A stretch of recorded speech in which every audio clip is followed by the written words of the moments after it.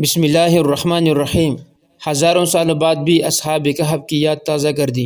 अफ़गानिस्तान में तालिबान की हक़ानियत की वाज़ेह दलील है कि एक कुत्ता जो मुजाहिदीन की पहरेदारी करता था, उसको गोली मारने के बाद भी 11 दिन तक सही सालिम। वीडियो मुलाहिज़ा फरमाइए। محترم مسلمانانو ورونو دا یو سپیلې چې 11 ورځې مخکې د امریکایانو لخوا قتل شوی دی.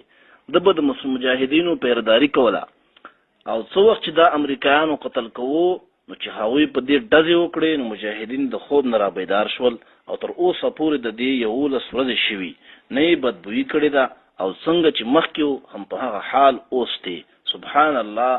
ای زما ورونو قسم بالله چې د دې 11 ورځې شوي او وګورئ هیڅ بدبویي نه ده کړې او اوس زما او د ده په منځ کې هیڅ حایل نشته.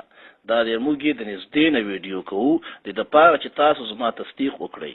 نه بدبویي شوی، نه بدبویه شوی، نه پړسېدلی، حتی چې مچان هم دې ته نه دي نږدې شوي. سبحان الله. قسم په الله چې دا موږ ته د اصحاب الکهف د سپیات را تازه کوي.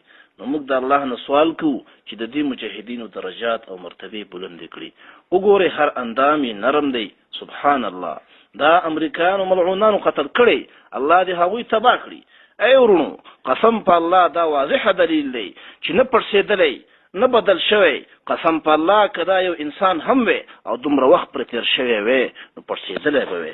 دا کرامات او دلایل دي چې الله رب العزت په دې سره د مجاهدینو زړونه مضبوطوي، دې دپاره چې هغوی پوه شي چې دا حقه لاره ده او الله عز وجل د دوی ناصر او مددگار دی. سبحان الله. الله اکبر. ये कोई पहली वाक़या नहीं है। तारीख़ इस्लाम अल्लाह रब्बुल इज़्ज़त की करामात से भरा पड़ा है, जिसने हर मुश्किल में मुसलमानों की मदद की है। अल्लाह ताला का शुक्र है कि हमें इस्लाम जैसा अमन पसंद, हक़ और सच दीन से नवाजा है। हम मुसलमान होने पर जितना भी शुक्र अदा करें उतना ही कम है।